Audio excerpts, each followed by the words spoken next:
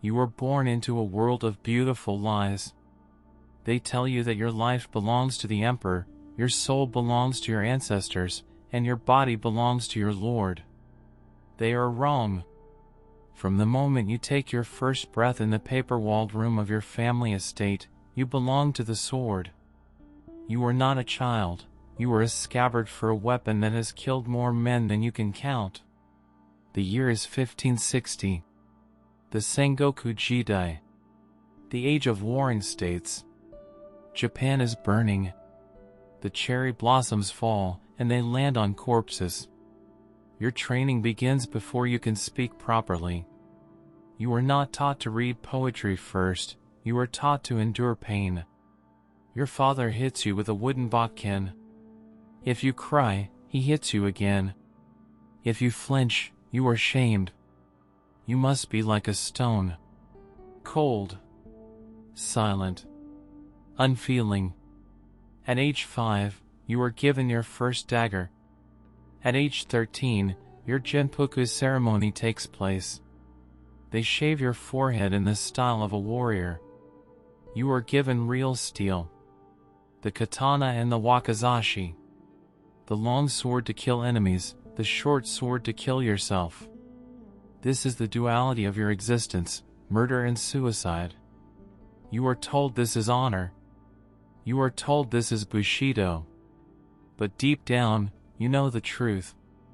It is just a fancy leash to keep a killer obedient. You walk through the village.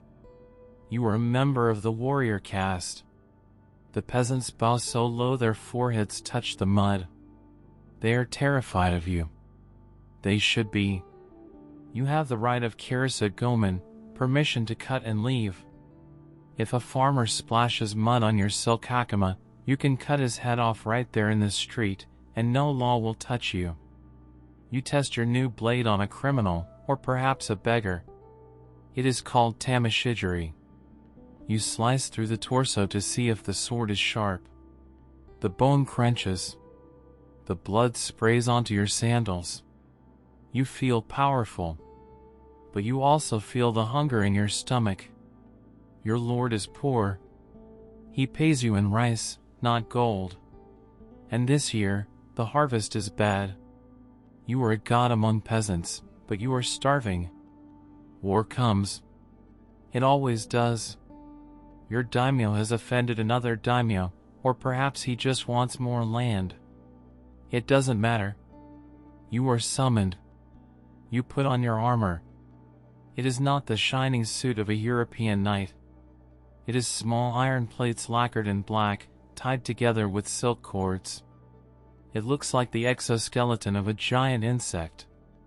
It is light, yes, but when it gets wet, the silk rots. It smells of old sweat and mildew. The lice live inside the lacing, biting your skin while you march. You put on your mask, the menpo. It has a mustache made of horsehair and a permanent snarl. You hide your fear behind the face of a demon. The march is brutal. You do not ride a horse, horses are for high-ranking officers. You walk. Miles and miles of mountain paths. Your sandals made of straw disintegrate. Your feet bleed. You eat cold rice balls wrapped in bamboo leaves. You sleep in the rain, hugging your swords so they don't rust. Rust is a greater sin than murder. If your blade is spotted, you are disgraced. So you polish it every night, oiling the steel while your stomach growls. The Battle of Sekigahara. Or maybe Nagashino. The location changes, the horror stays the same. You stand in the mud. The mist lifts. You see the enemy. Thousands of them. They look exactly like you. Same armor. Same banners. Same fear. But then you hear a sound that doesn't belong. A crack like thunder. Teppo. Muskets. The Portuguese brought them. The peasants hold them. A farmer who has never held a sword can kill a master swordsman from 50 paces. The bullet doesn't care about your ancestors. It doesn't care about your skill. It punches through your lacquered breastplate and shatters your ribs. Honor is dead. Technology killed it. But you are lucky today. The bullet misses. You charge. The clash is a chaotic scrum.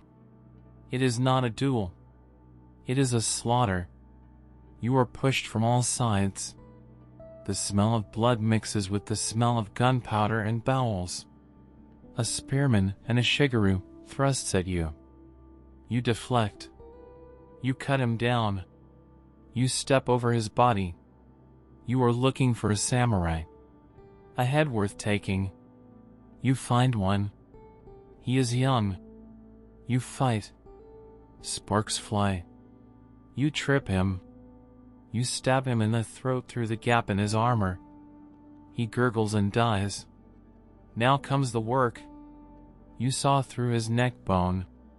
You take his head. You tie it to your belt by the top knot. It is heavy. It drips blood down your leg. This is your currency. No head, no reward. You are a bounty hunter collecting body parts. After the battle, the head viewing ceremony. You present your trophy to the general. He inspects it. He nods. You are given a cup of sake and a bolt of silk. That's it. You killed a man, you survived hell, and your reward is a piece of cloth.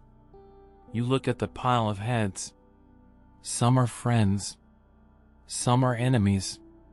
They all look the same now. The flies buzz around them. You realize that you are not a hero. You are a butcher employed by a rich man to kill other rich men's butchers. Peace returns. But peace is harder than war. You are a warrior with no war. You are a bureaucrat. You sit in a castle guarding a gate. You bow to men you hate. The politics are deadlier than the battlefield.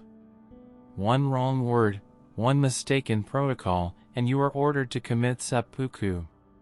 Ritual suicide. They romanticize it in stories. They say it is noble.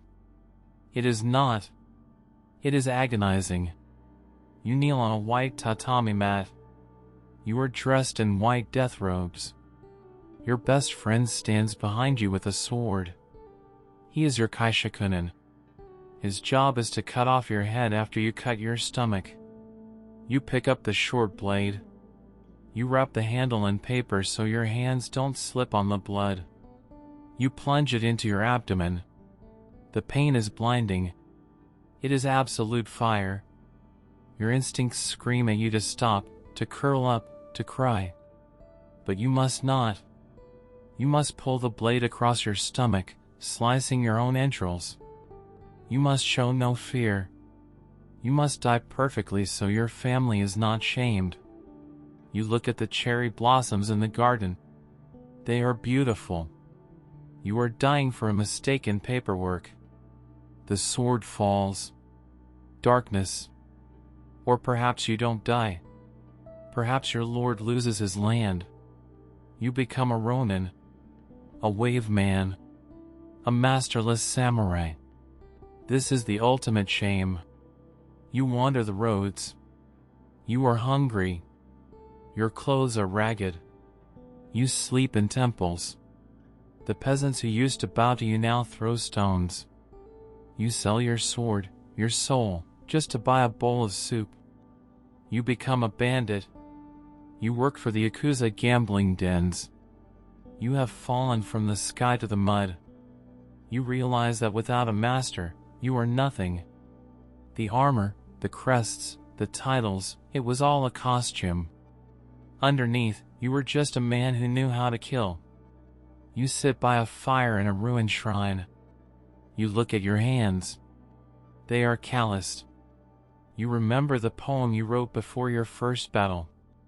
Like dew on the grass, I fade away. It seemed profound then. Now it seems stupid. You were fodder. You were a tool used to build a castle you were not allowed to live in. The shogun sits in Edo, surrounded by luxury.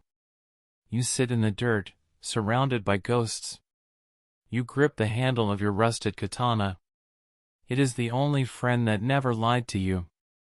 It promised death, and it delivered. You close your eyes. The era of the samurai is ending. And you are glad.